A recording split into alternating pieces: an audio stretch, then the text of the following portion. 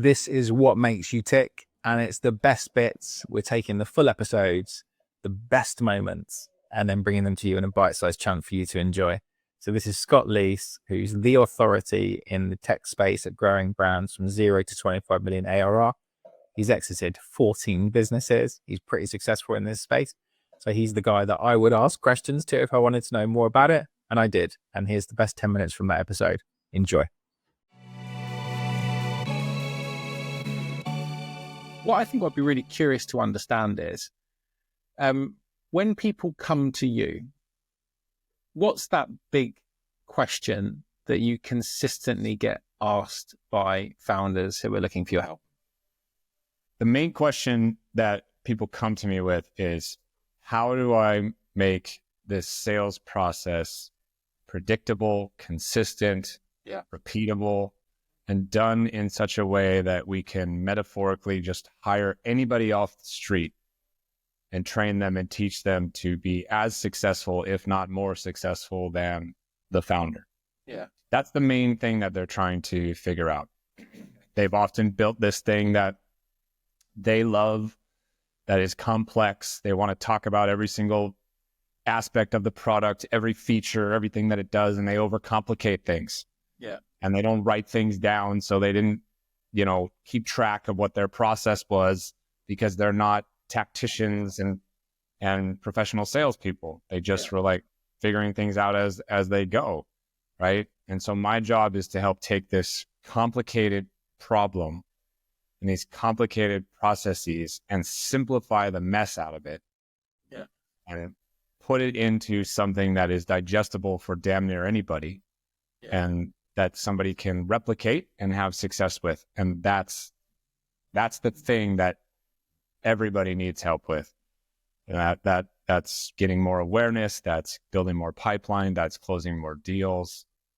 All of it stems from, how do I take this complex thing that I've built and simplify it and codify it in such a way that we can repeat it over and over again, regardless of who the people are in those seats trying to sell. That's a really well delivered value proposition, because it's, if you take this need to hire this almost unicorn person, I know we spoke about it in our pre-chat, but I often get asked by founders, once they've internally done their scoping around what they think they need from a go-to-market hire, and it's this unicorn. It is this unicorn. We don't really have product market fit, or we're not really clear on our ICP. We have a gap in marketing. This person's not really delivering. Can you find us someone who can sell personally, who can build the sales playbook, who can executive client manage, who can manage sales, but marketing, build partnerships? And I'm like, look, no one's done discovery. So you almost get this wish list of things that people are trying to glue together into this unicorn. And no one's taking the time to just go and really challenge what they actually need and kind of where they are. So when people come to you, how much of what you're doing with them is unpicking what they believe the solution would be and getting back to this kind of point of truth from which you can build from? Can you talk me through how that works? Yeah, the beginning part is like that. It's most founders get it after a while, and so it's not like a year-long battle or something like that. But a perfect example is, I was working with this company a few years ago, and there's a really complex solution that can do a lot of different things. And I sort of said to them, write me a list of all the most important things, that this product does and can do. It was a list of 100 things. All right. Wow. And I said, great, good job. Now I want you to delete 97 of them. And, there was a massive look of panic, what are you talking about? That will never work. That's not good enough. How do I do that? How do I pick and choose between what's, necessary or not? And I've tried to explain to them, no one wants to sit and listen to 100 possibilities and 100 things that can be done. Yeah. You've got to distill this down into 3 or 4 main things that are the tip of the spear. It doesn't mean you never use the other 96 things, 97 things. Yeah. It just means don't fucking lead with them because you're going to overwhelm somebody. Yeah. Right. So chip away. Right. And they whittled the list down and now they're at like the top 20 and they're like, no way. Like I cannot cut any of these other things. Right? Cutting children. Yeah. I'm like, oh, well, we got to make some painful cuts because I can't pitch somebody on 20 different possibilities. Yeah. Right. I need to be able to ask somebody a couple questions and have them say like, yeah, that's a problem. Not 20 in a row. Nobody's going to sit through that. Right. But eventually when you get there, you're like, oh, basically what we do is X, Y, Z. And then if you just focus on those things, then the prospect or the people you're talking to are like, well, what about this? Can it do that? And you're like, yeah, of course. And you just keep pulling these ace cards out of your back pocket. They could ask me 97 more questions and the answer is yes to all those. Yeah. And it gives them a feeling and a sensation of like, holy cow, like this guy does everything, right? But if I led with all those things, I just scare somebody off and push them away. Yeah. And that's the trick of it all. Amazing. I love that example because, you know, like when someone's so close to their own business, you have these massive blind spots you can't see. And when you're building a startup in that kind of like 0 to 1, you kind of say yes to a lot of things because you just want to get some revenue, particularly if you've gone all in and you don't have any of that security and that certainty. So I guess what I would be curious to understand is, so let's say founders are coming to you and they're asking you to solve this challenge. They want some repeatability. They felt some frustration. How different is it in terms of the challenge that they're bringing to you based on where they are in that kind of like 0? I don't know how you see the phases, but on like, 0 to 25 isn't one phase, right? So how do you see the phases in that 0 to 25 growth range? Well, there's certainly like the 0 to 1 phase, which is where most things die.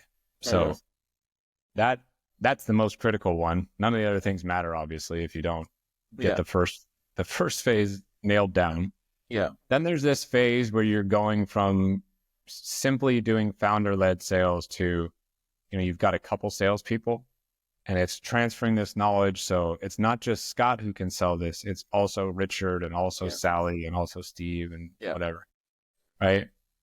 And then from that phase, now you have to really start to think about more.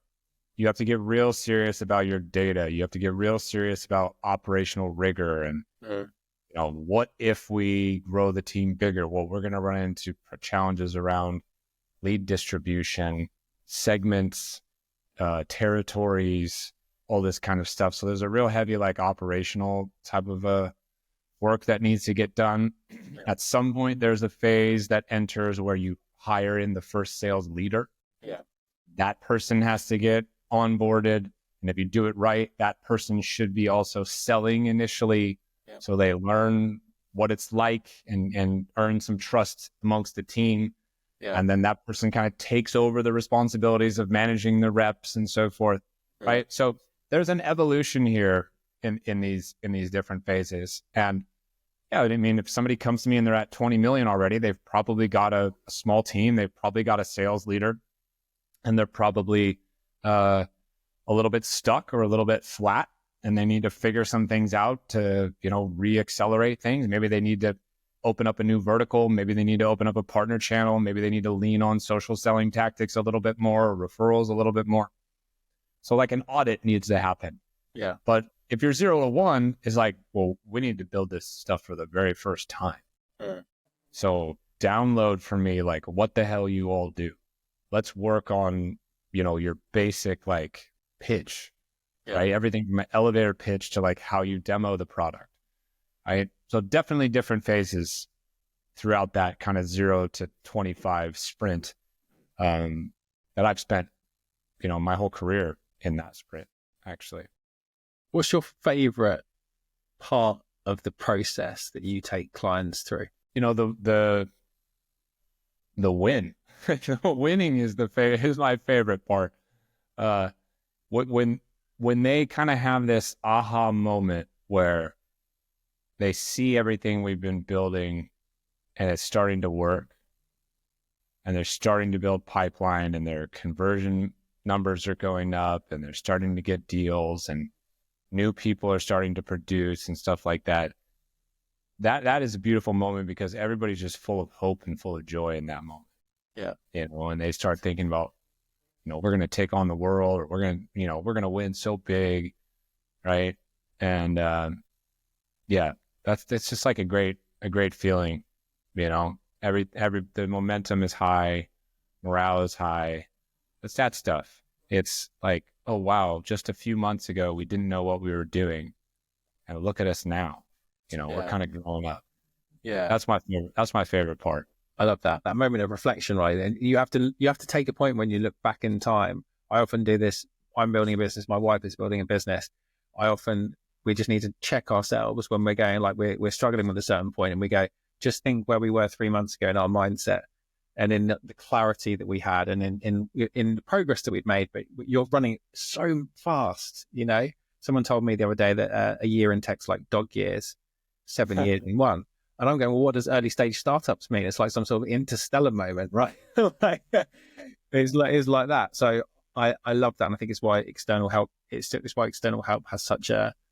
such a powerful thing, because you can come in with this very objective view of their business, which is their baby. And, there's a lot of ego attached to that people have to kind of dislodge. But I guess if someone reaches out to you, they've kind of already got past that point and they're asking for help, which I think is a really powerful thing. Yeah. And it's not easy for people. Some people invite the help in, but never take the advice. Yeah. And so on the flip side, you just asked me what my favorite moment is. My least favorite moment is when somebody says they need all sorts of help.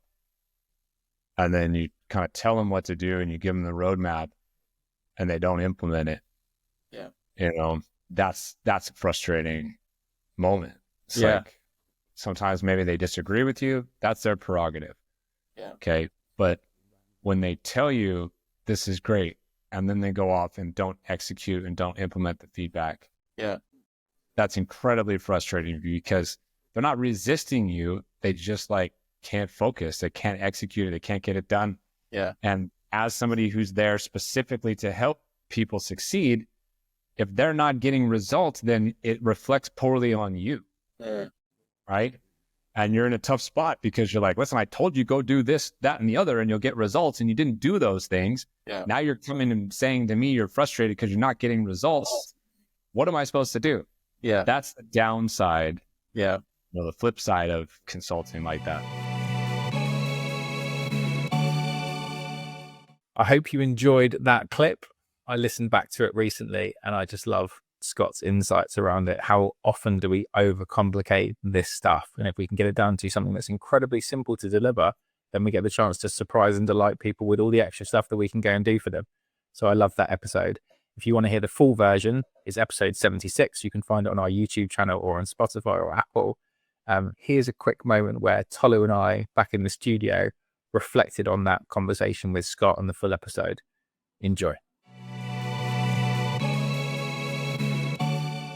So I think Scott Leese is a natural progression from that one. So Rich Patterson and Stephen both know Scott very well, part of the Lease 100. And Rich Patterson asked me the other day after he watched the Scott episode, he goes, why do you think Scott's so successful?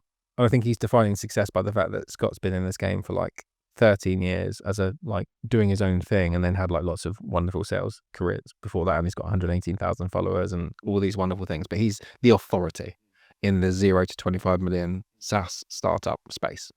Why? And I said, I think it's because he's just so himself. There's absolutely no shred that he gives up about what people think. It's just, I am me. I like a funny little anecdote. He was on stage the other day and he's got an I love weed CA on his hat. And I'm like, you're in front of a conference and you're wearing that hat. That just shows you, right? I'm myself on purpose. I'm like, fair play. And then he has these opinions and views, which he's shaped through his career, which no one else really talks about. But when he tells you about it, you're going, oh my God, I totally understand. Give me an example. So I'll give you an example around, he talks very quite candidly, even though he's a startup fractional CRO and consultant, he talks about how a lot of people are leaving the corporate world and the employed world to go and start their own thing. So I think a lot of people who are in that position, they're like, we want to make sure we don't talk about that stuff too much, about people building outside of the business, building their dreams. But he talks about it as like, this is a really great thing, you know, and you got to be aware of it. So he's not trying to hide the reality of what's going on in the world. He talks really candidly. What I love about the podcast episode is that he talks about his origin story and about how he had that moment when he decided to go and do his own thing. And it was, I saw myself in the story, which is, it was this moment of just like, he couldn't go to his like kids' baseball game. That would mean that he'd leave the office at 4:30 in the afternoon, and he got loads of grief from his CEO, who was like 10 years younger and didn't understand what it was like to have kids. And I told him about how I'd had a moment where I was like sick by Lake Garda because I was like, my sales forecast had slipped, and my CEO told me I had to go and reforecast. And I was like, and we just talked about how like sales forecasts are mostly bullshit. And like, if that's the most important thing in the world, you're not treating the person in the right way. So there's just lots of reality and like lived experience in the way that he talks. It's not sales tactics. He deliberately didn't want to talk about like AI in sales, which everyone wants to talk to him about because he's like the expert. We just had a real conversation about, as human beings, like trying to learn this startup game and trying to do good in the world. So just one of the most impressive people I've met. We talk quite regularly now in the DMs, and I just learn a hell of a lot from Scott. And I'm really glad that he's like in the kind of alumni that we've built, because I can only imagine like the cool things that are going to happen in the future just from knowing people like that cool.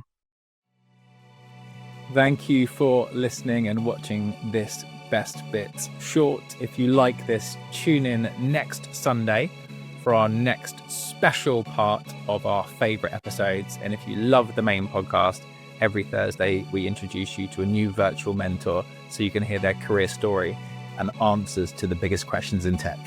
See you on the next episode.